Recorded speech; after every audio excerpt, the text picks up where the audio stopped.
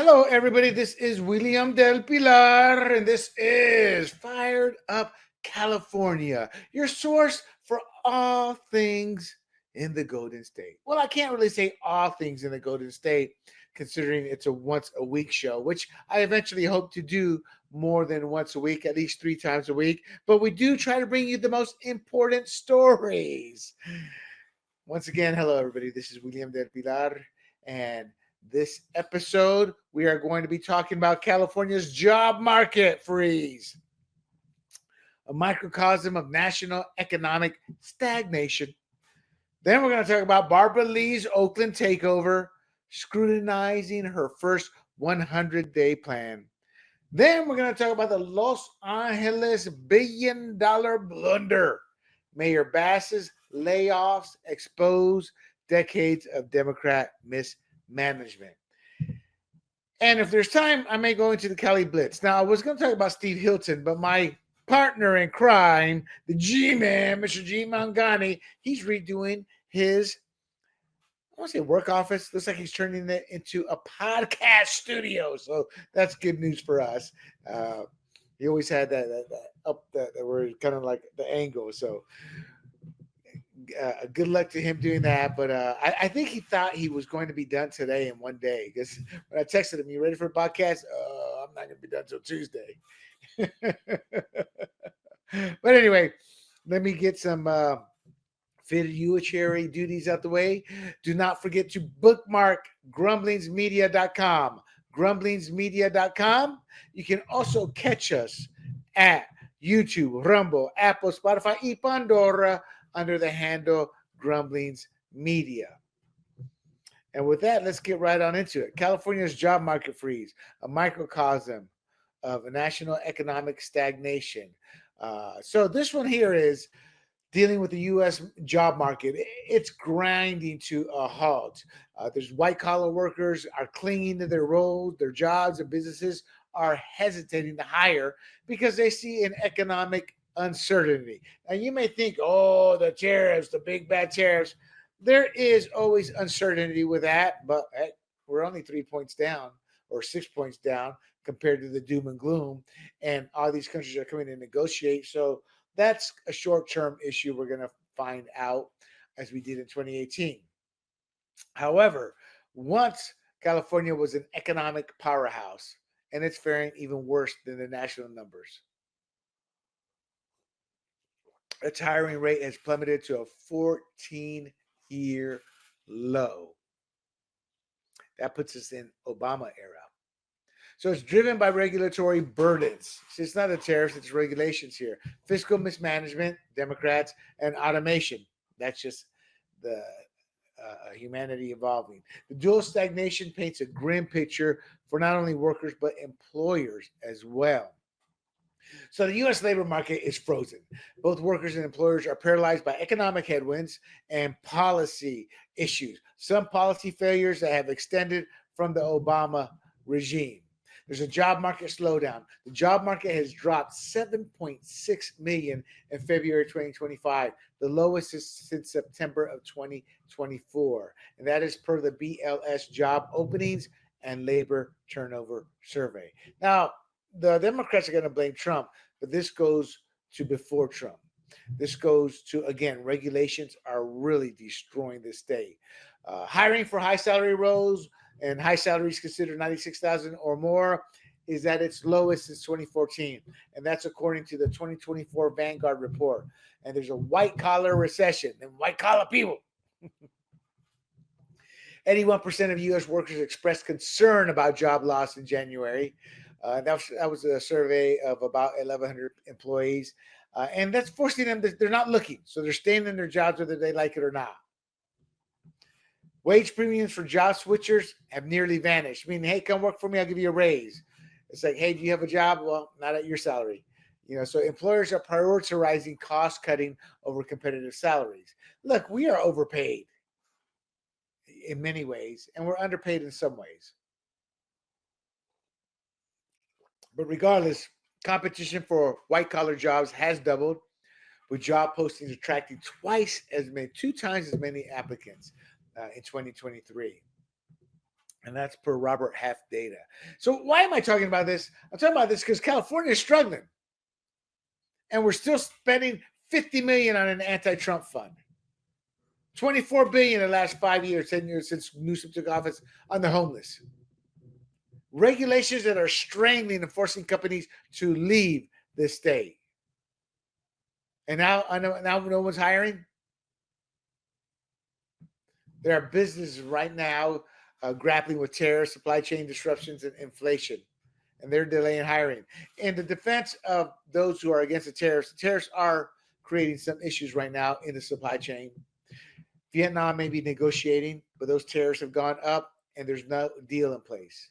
So we're going to suffer through a couple of months, but then it should pick up once deals start to fall in place. Once that first domino falls, the rest will fall because they want to be the first ones to get a good deal because not everybody's going to get a good deal.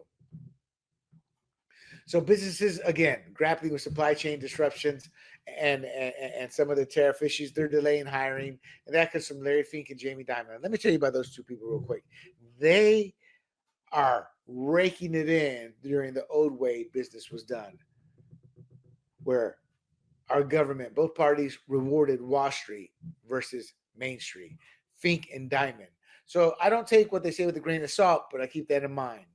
They make things worse than they are because they're the ones taking the hit right now. So major firms in tech like Meta, Finance, JP Morgan, Goldman Sachs, and Communications, they've slashed their headcounts and slowed recruitment. Hiring process is now about 11 weeks, with employers raising standards to minimize risk. That's not surprising. That's how it should be. AI is displacing some white-collar jobs. Now, that's World Economic Forum. They're predicting 85 million jobs by 2025. I find that hard to believe. I really do. It's like, I think they're putting more into AI before it's ready to be used. It's like the military. In a Tom Clancy novel, every weapon works perfectly 100% of the time.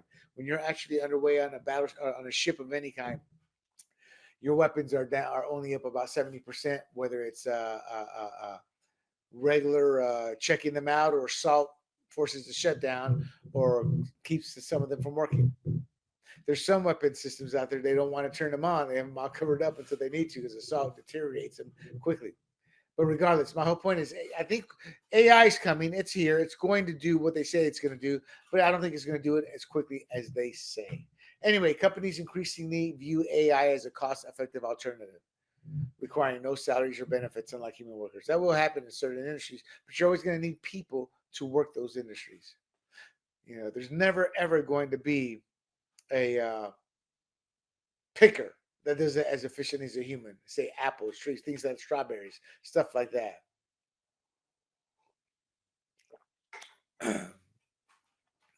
So the U.S. faces a $36 trillion national debt, high inflation. Well, no, I'm not going to say high inflation, but inflation, geopolitical tensions, and stifling business expansion. This is the doom and gloom per Bill Ackman, another elitist who has suffered since the tariffs were put in, where when you hear trillion loss, it's him on paper. So costs, because of federal policies, regulations, eroding confidence, all that's going up. Now, on California, our market's in even worse shape because we are burdened by state-specific challenges. And that, on top of the national woes, makes it even worse. There's a hiring rate collapse. California's hiring rate fell to 2.7% last year, the lowest since 2010. Companies are leaving. And minimum wage, those jobs are drying up. That's pushing AI or automation into place. Now they just, you put your order in, and I've seen that at airports, and then somebody fixes it in the back, and it's taken by your card. The state just added 142,000 jobs in 2024, a sharp drop from the 202,000 average monthly gains in prior years. And how many of those were government jobs? The tech sector, once a cornerstone here in California, 140,000 layoffs last year. That's according to layoffs.fyi. Bay Area tech giants like Meta, Google, Amazon out, or rather cut 18,000 jobs, 7% of their workforce in 2023. They still employ 37,000 more than 2019, but the peak is not peaking up. It's going the other way now. Construction and healthcare, that did show some light. They added 34,000, 31,000 jobs.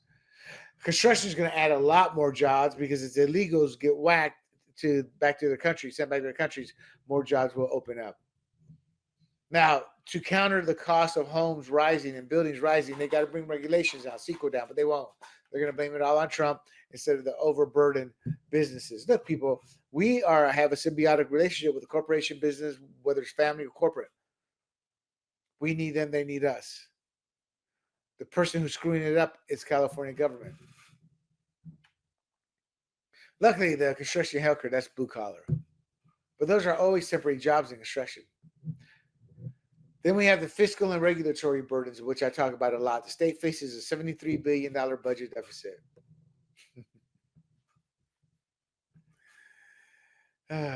Obviously, that's going to limit public sector hiring. Then you have high taxes and regulatory costs. That deters business growth. Venture capital funding is dropped to $30 billion in 2023. That matched 2016 levels. We are trending in the wrong direction, people. I gotta be honest. So, what's California versus the nation? We both face white-collar recession of high earners. It's scarce right now, and the hiring is at its lowest. Workers, again, aren't leaving their jobs.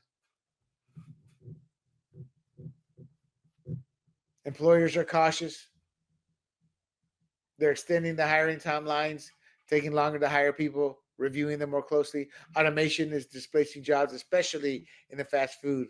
You keep raising the minimum wage. They're going to, when an owner goes, hey, boss, what about automation? And that's a headache. It's a lot of work. Next week, boss, they just raised the minimum wage $25. Bring me that catalog of the automation. Of course, it's not like that, but I'm just simplifying it for the example. So what are our unique struggles? The 2.7% hiring rate is worse than the national trends. Again, the $73 billion deficit and regulatory overreach is what's making that happen. Tech layoffs hit California harder, with 140,000 jobs lost in 2024 compared to around the country. High taxes and declining venture capital. Again, venture capital down $30 billion. There's no California entrepreneurialism as it used to be. And there's just other areas in the country that's more easily, more affordably done. I got to tell you, national job opening 7.6 million. It's low, but it's more robust than California's anemic job growth, 142,000 in 2024. Look, the U.S. and California, we are trapped in a job market freeze at the moment. Nationally, that will improve. But the Golden State's excessive regulations, our crushing taxes, and our ballooning deficit here in the state make it much worse. We need bold policy reforms. We need those to restore the economic vitality and unleash the potential of entrepreneurialism and businesses to bring in more workers. Barbara Lee's Oakland takeover, scrutinizing her first 100 days plan. So Oakland, look, people, Oakland's battered by economic collapse, rampant crime, and political scandals. And guess what? They elected Barbara Lee as a mayor in a special election. And that was following the recall of Sheng Thao. Here's my thoughts on Barbara Lee. Oakland, the feds got rid of a corrupt mayor, and what do? You elect Barbara Lee. You know, she believes in the $50 minimum wage. Enjoy your $9 Mickey D burgers, people. She also bragged about her business smarts, but here's the ugly truth. After years working for a congressman, her business got nearly 300 federal contracts. Those contracts were worth $64 million taxpayer dollars.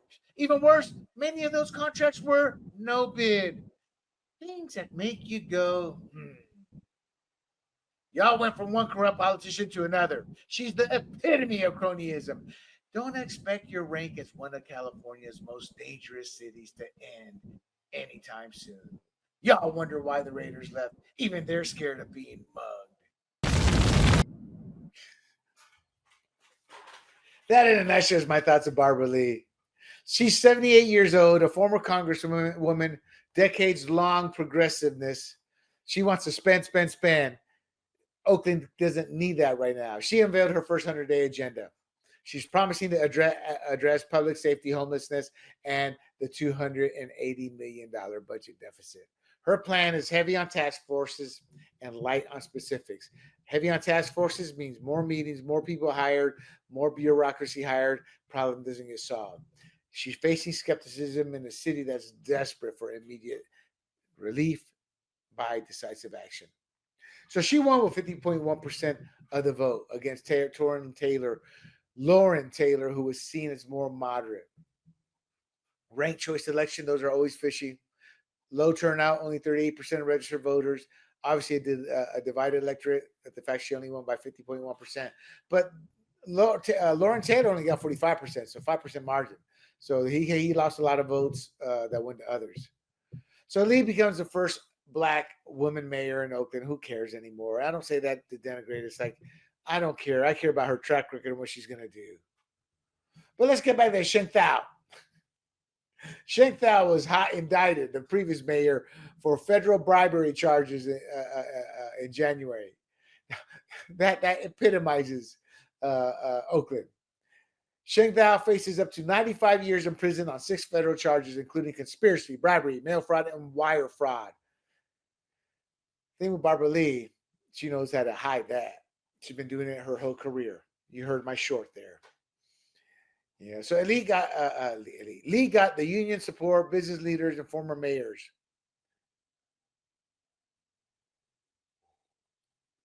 Razor thin win, and now she's laying out what she's going to do.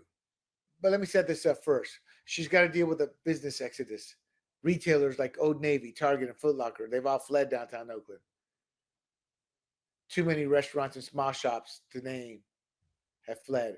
Bechtel Corporation moved its headquarters to Virginia. Blue Shield of California shifted 1,200 jobs to Texas, 1,200 lost jobs. Kaiser Permanente plans to vacate its headquarters by 2027 after layoffs. It's a population decline. Oakland lost 10,000 residents from 2020 to 2023. That means less tax base. The homelessness crisis. I bet you some of the 10,000 are now part of the homeless. It doubled since 2015 to about 5,500. It's overwhelmed city services. It's clogging public spaces. See, we don't do enough to deal with the homeless problem. We look at kumbaya, we can't be cruel, we can't be this. Yeah, as the city suffers, people who need help suffer, veterans suffer, low-income people suffer, people who can't afford all the high regs, high rent costs, high housing costs, all that. So what happens? They become homeless and become part of. That's the only way they're able to collect. And I'm being facetious here a bit, but the point is the people they should be helping, they're not. Instead of looking and providing solutions for the homeless, which some of them are ugly but viable and compassionate still. Because I got news for you. The homeless are not the equal of those who can hold a job, have a family, pay a bill. And I don't say that in a derogatory sense. I say that is they're not capable of doing that right now. Homicides, they rose 20% in 2023, and 69% of voters in 2024 survey demand more police. So much for defund the police. Y'all are the ones who wanted it to defund it. Now you're paying the price. $280 million deficit over the past 2 years. That's after $130 million in prior cuts. Basic services and infrastructure are done in Oakland. They will sit there and give money to an illegal on a monthly basis. They're gonna take tax money for reparations fund while y'all sit there and suffer. Oakland's plummeting economy, unchecked crime, and ballooning deficit. That's a city on the brink. In her defense, she's inheriting a mess that she does not have the capacity to figure out how to solve. Her past progressive beliefs and policies, that's what has failed to deliver in terms of stability for Oakland by her predecessors. She served in Congress from 1998 to 2025. She pushes universal health care, racial justice, and anti-war. I'm with her on the anti-war. The other two, she wants the government to foot the bill. You see government's in a deficit. Where are they going to get the money? Her consistent opposition to balanced budgets, and she supports expansive federal spending. makes you ask, well, how's she going to be able to handle the Oakland's $230 million deficit? Answer, today, she can't. My money is on she can. She wasn't even considered for the 2024 U.S. Senate primary. She got whacked. She was just a congresswoman. Once she got elected, she did what her masters told her to do, and they funded her reelection for many years. She's not incredibly intelligent to be able to finagle to do this, and she doesn't even have the capacity to hire smart people around her. She's cronyistic. She hires people she knows, likes, family.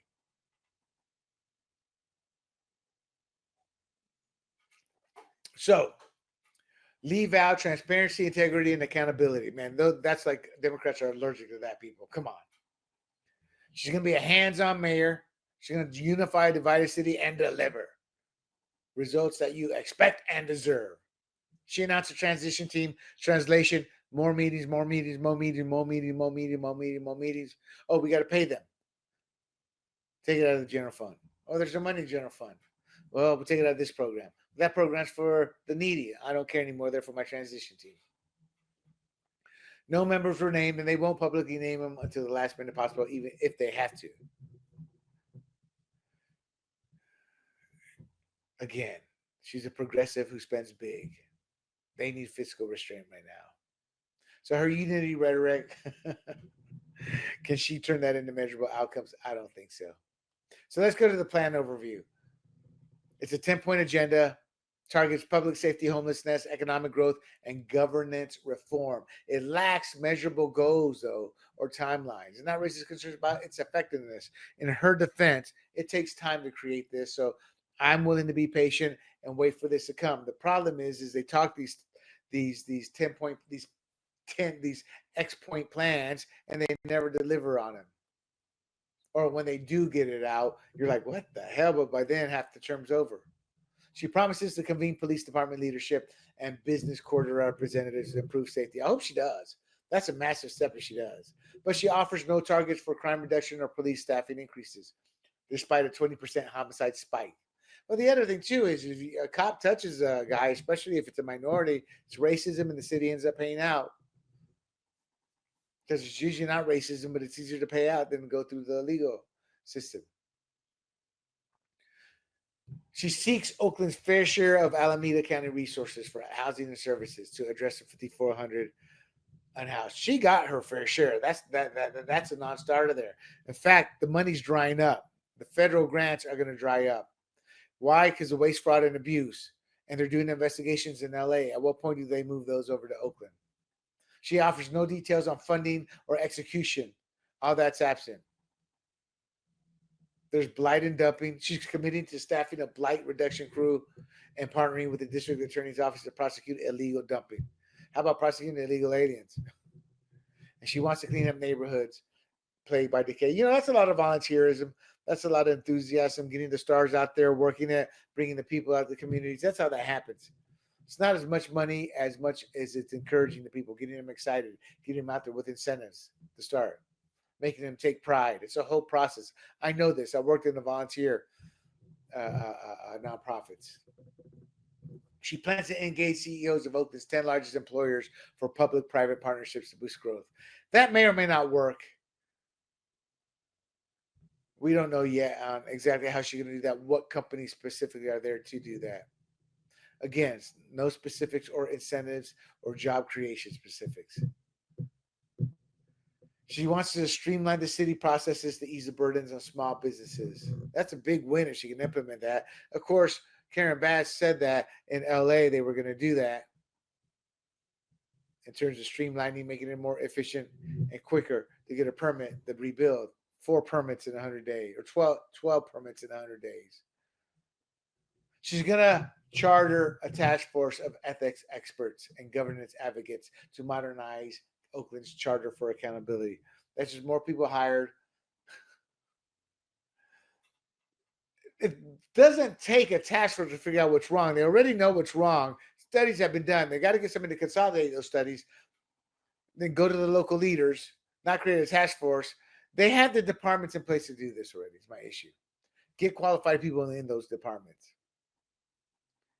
Because all she can do is create more bureaucratic bloat, which is what government does. over efficiency in a city that's already wary of red tape. No mention of cuts, revenue plans, or strategies in the budget or for a budget to address the $280 million deficit. Glaring omission. And they've already done $130 million in cuts, I said. So this is all task force heavy. Her reliance on committees and external resources. All this suggests nothing but delays in delivering tangible results. And then she's going to sit there, I'm waiting on the study, waiting on the study, waiting on the study. Woman, where's that damn study? Waiting on the study. This is going to frustrate residents. They're going to demand immediate action on crime, homelessness, and finances. People, stop voting Democrat. That's the answer. Lee's plan is extremely thin on specifics, heavy on collaboration. All it's going to do is stall Oakland's recovery. With no clear metrics or any type of bold fiscal move, they're going to fail. I mean, at what point do you sit there and realize you've got to redo the way you do business as a city? There's voter skepticism. It was a close election, 38% turnout. They're like, why bother? Look for Lee to alienate people. She's 78. She's done it a certain way. Attack, spend. That doesn't work as a mayor. Look, Oakland's in a crisis, fiscal, criminal, and economic. All that requires ruthless prioritization, not committee gridlock, which is what she's bringing. Her progressive instincts and vague promises are going against a city that's demanding swift, tangible change.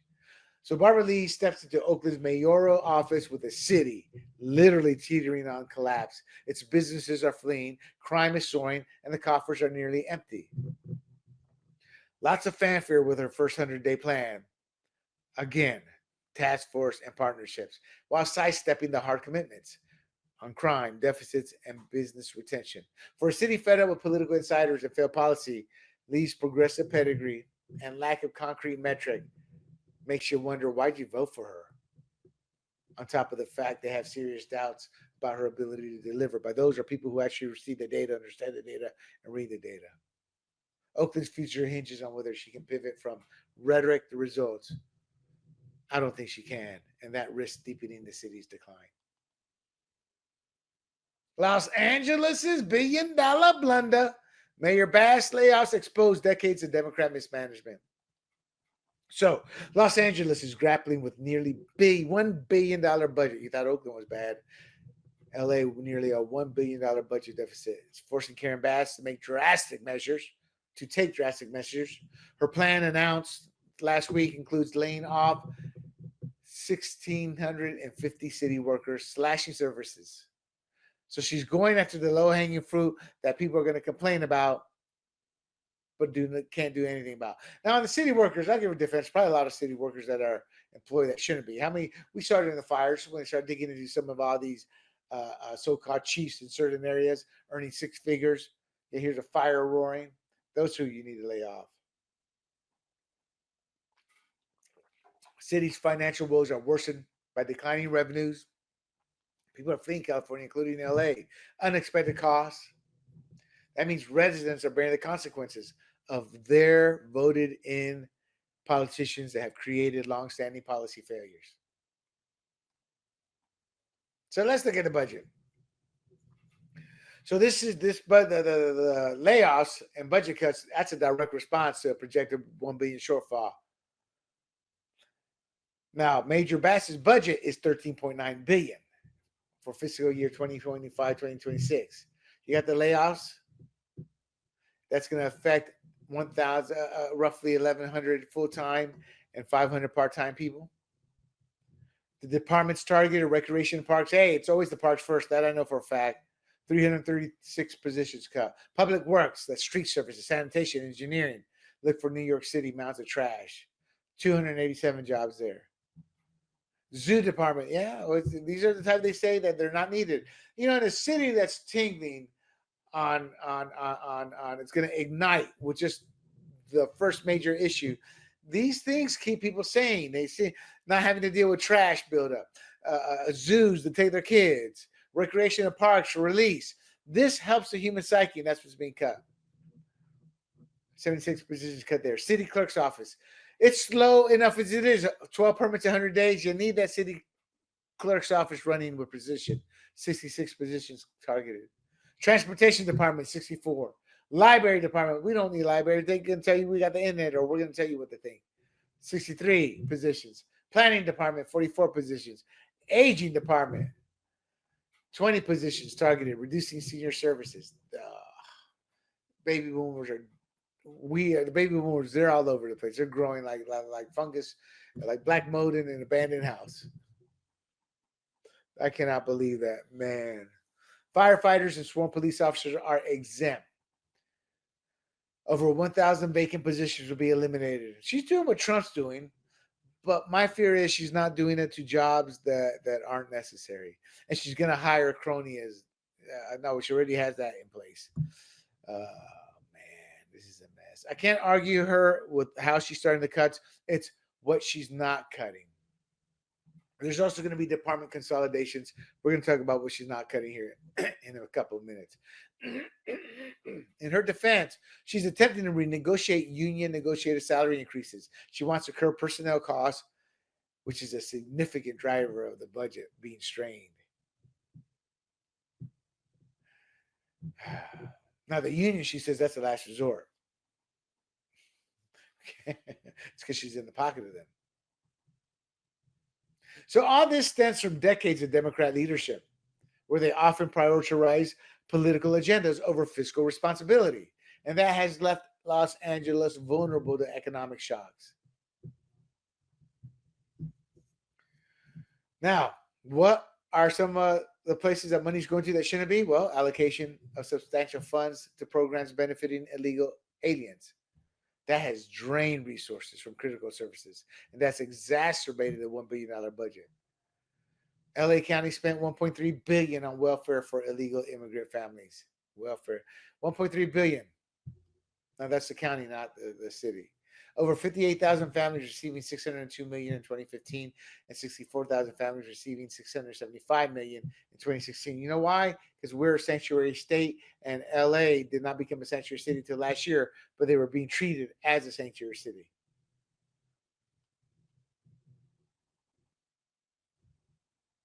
I don't know.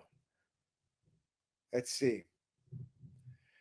Now, so a lot of these, okay, to defend the city here, some of this went to U.S. born children, but their parents are the illegals. That's how they get around it. No, it's a U.S. citizen. Yet that one little kid is the gateway towards all the illegals in the household. See how that works? Anchor babies should be art against the law. It's just never been adjudicated. And it's not that we don't have compassion. Is as you see, the city here's broke. The people are suffering. So this type of spending is more than likely going to continue, diverting funds from infrastructure and public safety, as I just talked about. There's the expensive homelessness initiatives. That's a scam that could be going to help the people. So a lot of those homelessness are intertwined with services for non-citizens, illegals. 1.3 million committed by Bass produced only a 5% reduction in unsheltered numbers. It was a failure. 1.3 billion failed. That was from 2023 to 2024. It's all done for temporary shelters rather than permanent solutions. You know, I got to be honest. We're gonna have to do something drastic about the homeless shelter. If a lot of homeless were treated more like a military school, you get a lot of them become productive. They get clean. They learn how to function. You get the sanitariums to take care of their meds. Have a transition program into these types of schools, working class universities, homeless universities, where they learn trades. You work with other states where there's areas of need, and you ship them off with support. I mean, this isn't an overnight process, but what I just gave you is actually a legit solution. So $165 million Los Angeles building, the Weingart Tower, provides 278 housing units for the homeless at $600,000 per unit. That's where the grift comes in. All these nonprofits, that's where they're just stealing that money. funded by taxpayers through Proposition HHH and state credits. Damn. So even though it's not exclusive for illegal aliens, the project will house non-citizens as well. Then you got the high cost of union negotiated raises and benefits. They ballooned, and they don't want to renegotiate. There comes a point where you just declare bankruptcy. They tried that with the courts, activist courts ruling you got to pay them. I don't think that would go so well today. Do it. All this illegal alien cost strain the budget, leading to cuts that hurt you, the family that pays their taxes. Then you have the declining tax revenues, and that's from businesses and residents leaving the city. High taxes, overregulation, and deteriorating quality of life. Then you put the January 2025 wildfires on top of that.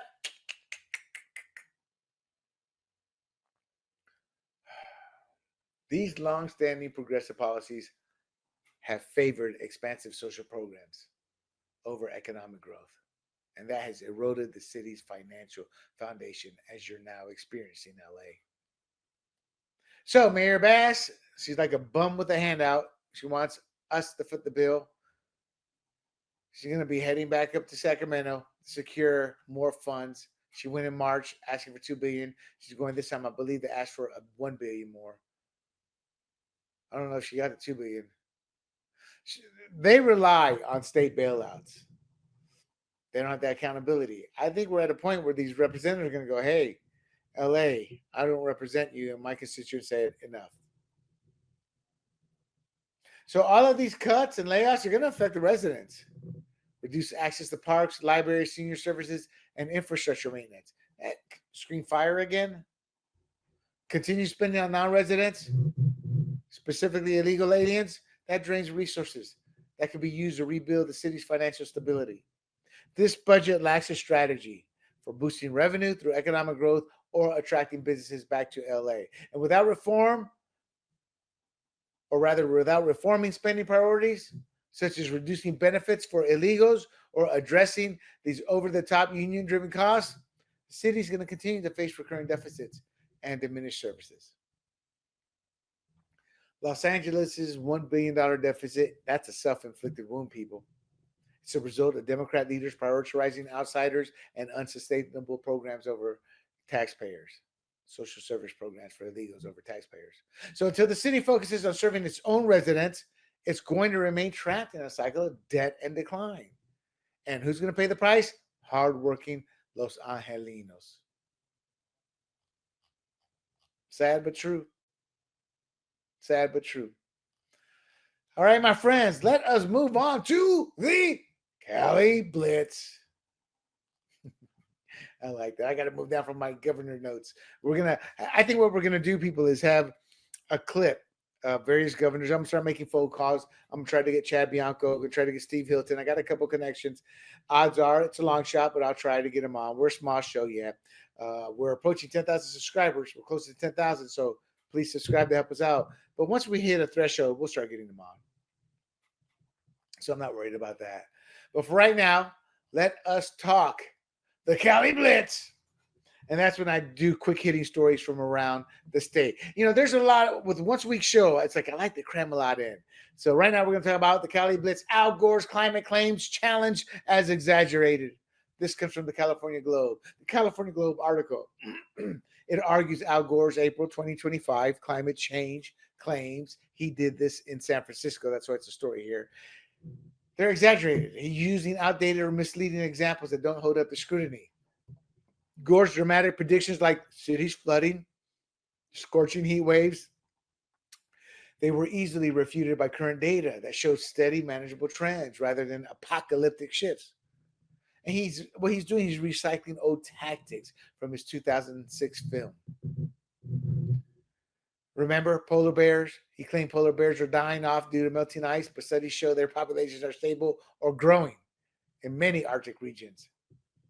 Storms, he warns of supercharged hurricanes, yet recent records indicate no clear increase in storm frequency or intensity, with normal weather cycles explaining variations. He's a liar. That's right. And he tried to steal the election. I know somebody who personally worked down there during the hanging Chad era when they were recounting. He said the Democrats, there were ballots that didn't have a president selected, but may have had, say, a Democrat Secretary of State or Democrat senator. So they said, well, he meant to vote for Gore, and they would count it as a vote. Corrupt Democrats are corrupt. Anyway, California story number 2. Rather, my point though is on Gore is he's doing the same old tropes.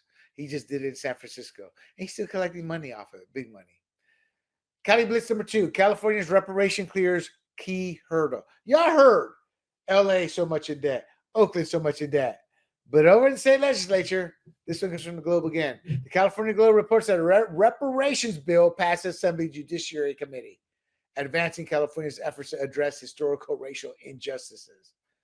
Now, get this. California became a state in 1850. It was a free state, never legalized slavery. So what do we have to give reparations to?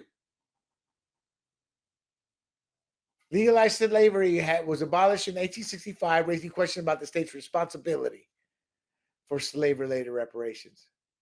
The Senate Bill 1403 proposes $1.2 trillion fund for direct payments of up to $125,000 and land grants, which means they have to take land from people. They want to give it to the black descendants of enslaved people who have not suffered slavery.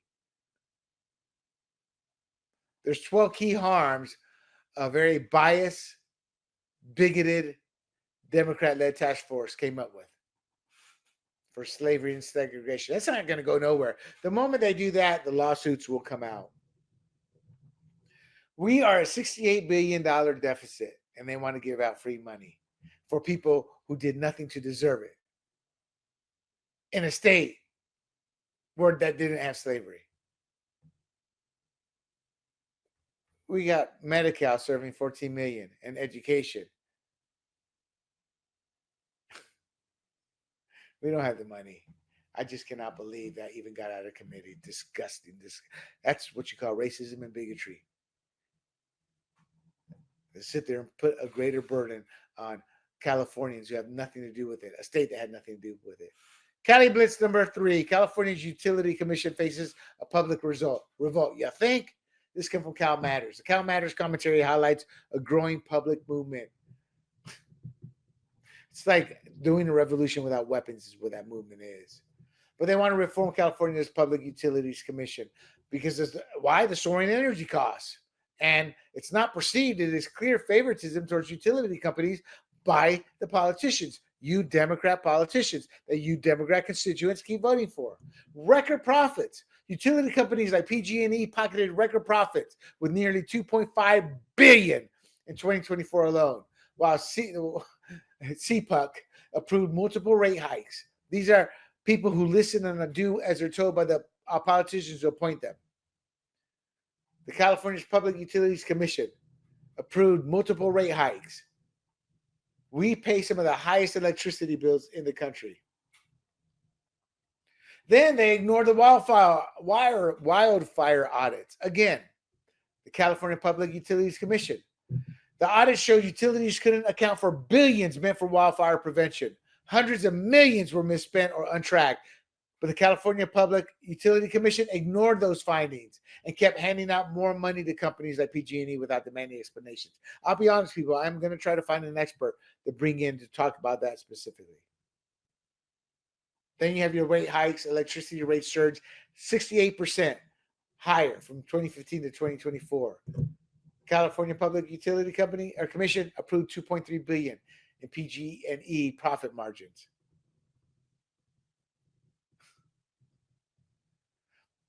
The California Public Utility Commission's 2024 decision to impose a $24 monthly fixed charge, even on low usage households, sparked outrage that went nowhere because they don't care. We're going to complain. Why? Because they know they're going to get reelected. Until you Democrats start supporting Republicans, this is going to continue. Because I'll be honest, we don't have slavery, but those Democrats own the Latino and Black vote here in California. Far and away clear margins in terms of the ownership of those votes. Sad but true. You want a revolution? Start voting Republican. Cali Blitz number 4, the Trump administration probes UC Berkeley's foreign funding. So this comes from the UK Guardian. The Guardian reports that UC Berkeley faces a federal investigation, as it should, over unreported foreign funding. And that creates a concern about transparency in these partnerships. The Department of Education is investigating UC Berkeley's failure to report $220 million from the Chinese government for a joint research program launched in 2014. Berkeley began unwinding the partnership in 2023, but we don't know what damage has been done. They claim our research was openly shared. We don't know that. The lack of disclosure raises national security concerns, especially given the institute's focus on strategic tech industries. China doesn't care that they steal our IPOs anymore. They know it. They say they're going to do it, and we don't do anything about it. Unreported foreign partnerships like Berkeley's with China, that can endanger U.S. security because it allows our adversary, they're our enemy people, to access sensitive technologies such as AI or biotech. And that will fuel their military advancements. They steal. They've been doing it from day one. Military advancements will be fueled to push faster economic espionage, stealing another company's IPO. You know, they say American code is in literally every Japanese program. Then they sue us over here. Hey, y'all stealing our program. We built it first, or this or that, or have it here. And they're suing the company they stole the code from.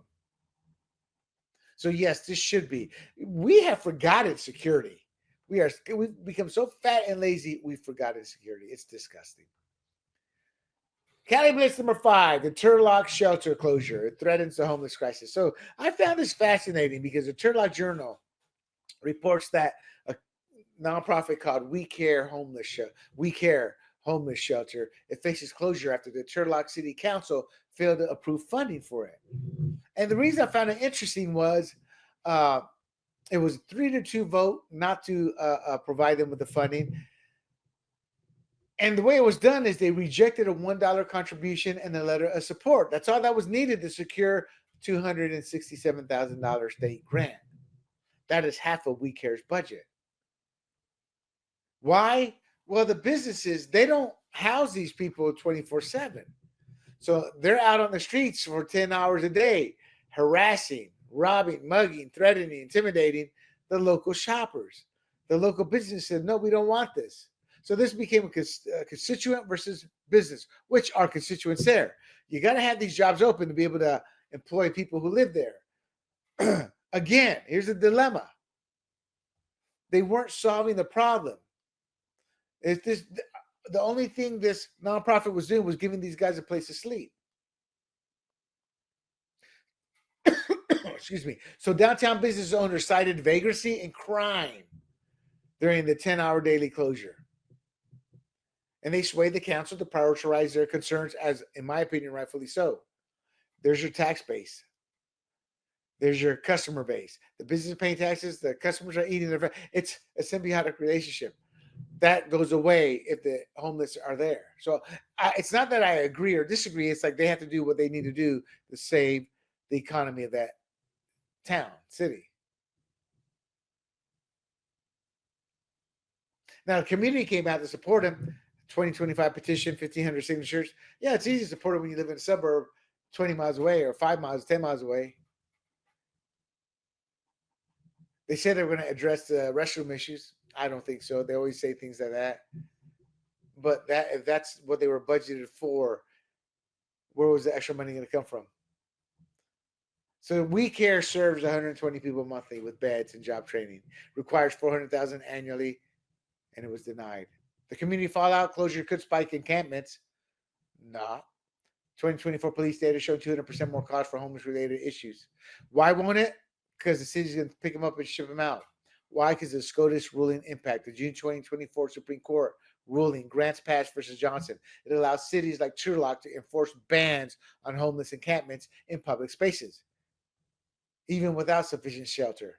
And it enables removals from areas like downtown sidewalks to address these concerns. So what happened, they'll just keep removing it till the homeless get tired and move on. All right. Final note of the night. Cali Blitz number 6, early release of immigrant of illegal alien convict fuel sentencing debate. This is a doozy. So this one comes from Fox News. Deals with Orange County, though. So Fox News report highlights a public fury over the planned release of an illegal immigrant convicted of killing 2 California teens in a 2021 high-speed DUI crash. So this is what happened. 2 people were murdered by this guy in a DUI car crash. He got 3 years. Illegal. You think there's flaws in the state justice system? Maybe. I think it's more of he's illegal. We got to get him off. We are a sanctuary state. We can't have illegals thinking we're not a sanctuary state. But here's the kicker. Oscar Eduardo Ortega Anguiano, twice deported Mexican with felonies for burglary. Vehicle, 2005. Vehicle theft, 2007. Battery with kidnapping, 2014. Multiple unlicensed driving convictions. Was drunk, high, and speeding at 100 miles per hour when he crashed and killed 19-year-olds Anya Varfolomeev and Nikolai Osokin at Seal Beach. He faced no serious consequences for this horrific murder. Early release. So despite a 10-year sentence for 2 counts of gross vehicular manslaughter, Ortega Anguiano is set for release in July after just 3.5 years because they call it California's good behavior credits. You just saw the resume I read of crime. Recidivism rate for somebody like him, it's like 80%. For somebody like him, it's probably 95%. Now, ICE has a detainer for deportation. Will they help with it? Probably not. I guarantee you the people will, though. See, ICE has got to start working in the community, too. Bypass the local police, bypass the local DA, work with the community and protect them, and charge the police and the DAs if they start threatening and intimidating these constituents. They can do that. It's called obstruction. We just saw Judge Dugan do it. Check out my Fired Up Law and Order episode. Fired Up episode 77. Back to this, though. So obviously, as I said, the state's sanctuary laws will hinder the compliance, and they worry he's going to re-enter illegally. I think they sent somebody like him that sent his ass off to El Salvador. Period. End of story. I think this one will resolve well because it's become public. It's become public. There you have it, my friends. There you have it. I hope you enjoyed this episode. I enjoyed doing the research, looking these stories up, reviewing them, getting all the data for you guys. I just need you to like and share this podcast. I need you to spread this message, spread this word. With your help, we're going to continue growing. We started about a couple of years ago. We're up to 10,000, close to 10,000. So make sure you subscribe to our YouTube channel. But this is a weekly show. Next week, I'm going to have my guest, G. Mangani. I don't know if G will be on next week. I'm going to try to bring David Dillion on. I spoke to him. I spoke to him in a couple of years. Very in the loop, very in the know guy. He wants to come on the podcast. We're going to try to make that happen. But you're going to start seeing recurring guests. G. Mangani was supposed to be a guest today, but ran into some issues as he's finishing building out his studio. So hopefully next week or the week after. But look for guests to come on, guest hosts as well. Do not forget to bookmark grumblingsmedia.com. You can find this podcast at Rumble, YouTube, Apple, Spotify, y Pandora under the handle Grumblings Media. And with that, my friends, until next week, I am William Del Pilar for Fired Up California, and keep your heads on a swivel. Hey everybody, this is Big John from Grumblings Media, and I just want to say thank you for watching our content. If you want to support our efforts here at Grumblings Media, just smash the subscribe button right here, totally free, or just go ahead and consume more of our great content. Click either one of these 2 boxes.